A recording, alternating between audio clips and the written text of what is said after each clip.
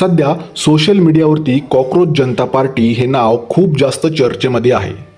या नावावरती सध्या इंटरनेटवरती रील्स, मीम्स, जोक्स आणि उलटसुलट चर्चांचा अगदी महापूर आलेला आहे.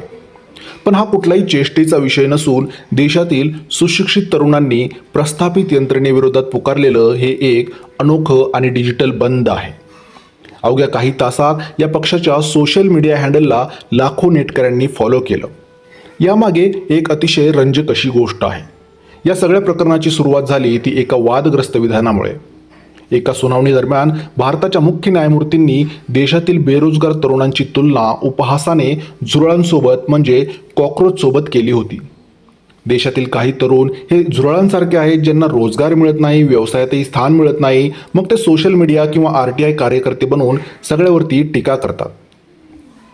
हे मुख्य न्यायमूर्तींचे शब्द देशातील सुशिक्षित आणि संघर्ष करणाऱ्या तरुणांच्या जिवारी लागले होते.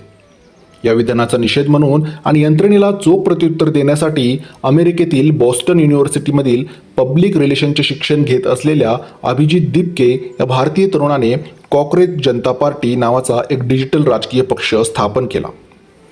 सुरुवातीला अनेकांना वाटलं की हा केवळ एक उपरोधिक टोला आहे किंवा विनोद आहे, पण अभिजितने थेट या पक्षाच्या अधिकृत वेबसाईट आणि सोशल मीडिया अकाउंट सुरू करून सर्वांना चकित केलं.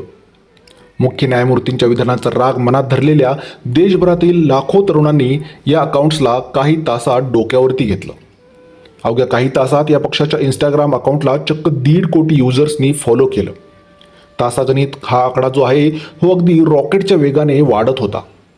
एका अपमानास्पद शब्दाचं रूपांतर तरुणांनी देशातील सर्वात मोठ्या डिजिटल आंदोलनामध्ये केलं होतं आणि आता सगळीकडे याचीच चर्चा रंगली आहे.